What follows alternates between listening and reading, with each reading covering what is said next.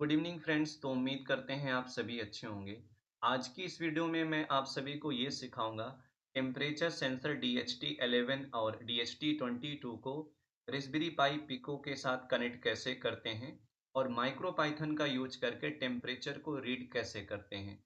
तो सबसे पहले हम लोग ऑनलाइन सिमुलेटर को ओपन कर लेते हैं। यहाँ से हम ब्राउज़र किसी भी ब्राउज़र पे सर्च कर सकते हैं वोकवी ऑनलाइन सिमुलेटर। इस सिमुलेटर में बहुत सारे माइक्रो कंट्रोलर्स आपको मिल जाएंगे। जिस भी माइक्रो कंट्रोलर से आप प्रोग्रामिंग करना चाहते हो कर सकते हो। फिलहाल के लिए हम लोग पिको बोर्ड को सेलेक्ट करते हैं। सेलेक्ट करने के बाद नीचे स्क्रॉल करेंगे, आपको यहाँ पे मिलेगा स्टार्टर टेम्पलेट्स। तो हम लोग माइक्रो पाइथन का यूज कर रहे हैं, तो यहाँ पे हम माइक्रो पाइथन वाले टेम्पलेट को सेलेक्ट कर लेते हैं। ठीक है, चलिए इस वाले पोर्शन पे हम लोग प्रोग्रामिंग करते हैं और इस वाले पोर्शन पे हम इलेक्ट्रिक सर्किट मतलब कनेक्शन वगैरह यहाँ पे कर लेते हैं। पहले इस कोड को यहाँ से मैं रिमूव कर देता हूँ। रिमूव करने के बाद यहाँ पे देखिए, इस ऑनलाइन सिमुलेटर पे DHT11 नहीं दिया हुआ है, इस ऑनलाइन सिमुलेटर पे DHT22 दिया हुआ है। तो पहले हम बेसिक्स इसका समझ लेते हैं माइक्रो पाइथन की कोडिंग के अकॉर्डिंग। देखिए ये हमारा सेंसर हो गया DHT22।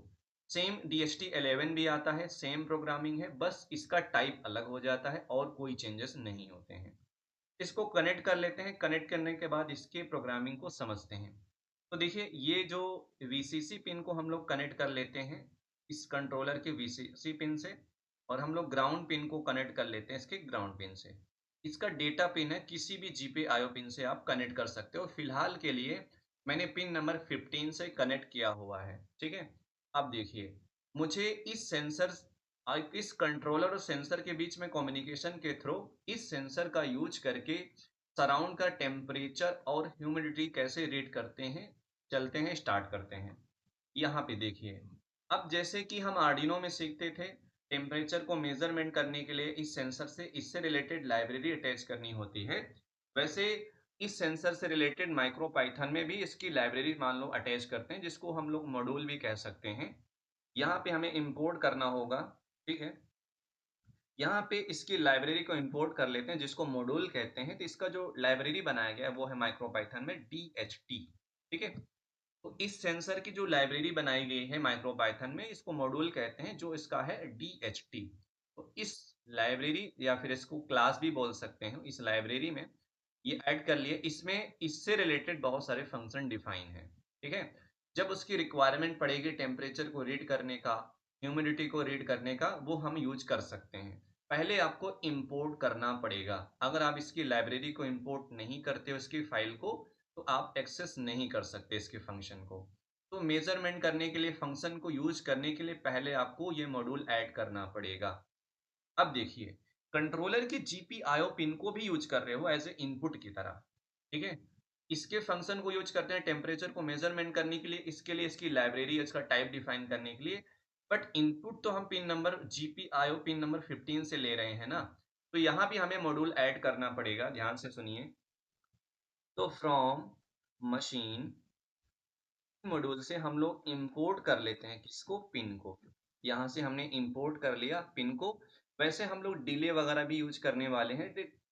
टाइम को मतलब टाइम टाइम से रिलेटेड जो भी हमारा फंक्शन है उसको भी ऐड कर लेते हैं। तो यहाँ से फ्रॉम टाइम नाम के मॉड्यूल से ने इंपोर्ट कर लिया स्लीप नाम के फंक्शन को।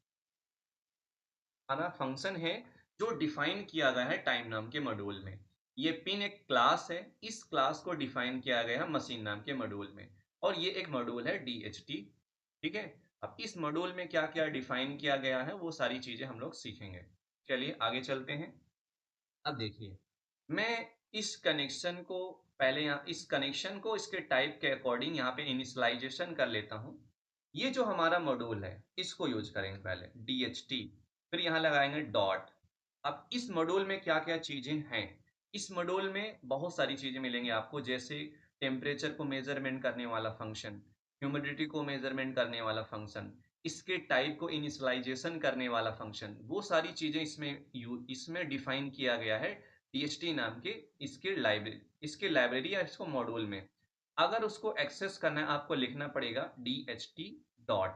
फिर यहाँ पे लिखना है, क्या लिखना है यहाँ पे देखिए, यहाँ पे लिखना DHT22। अगर आप 11 के साथ काम कर रहे हैं तो वहां पे 11 लिखना पड़ेगा।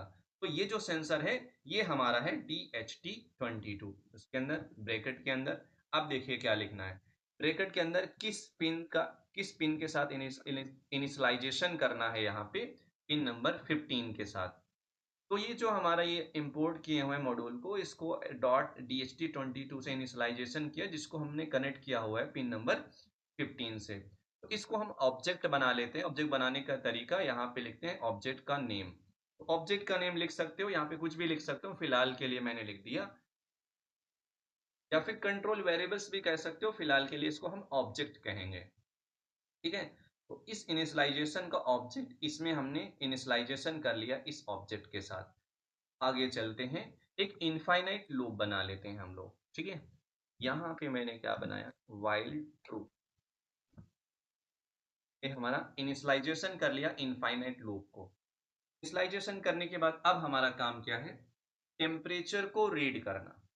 टेम्परेचर को रीड करने के लिए अब इसमें जो भी फंक्शन डिफाइन है उसको एक्सेस कैसे करेंगे।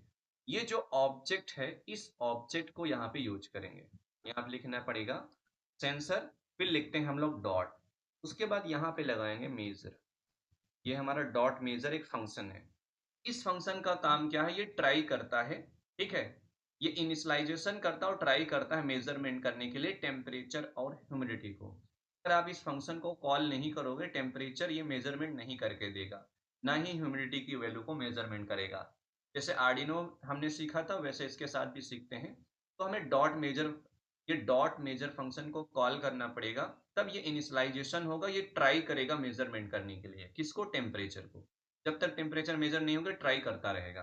ठीक है। उसके बाद चलो हम टेम्परेचर मेजरमेंट कर लेते हैं। यहाँ पे लिखना पड़ेगा सेंसर डॉट टेम्परेचर।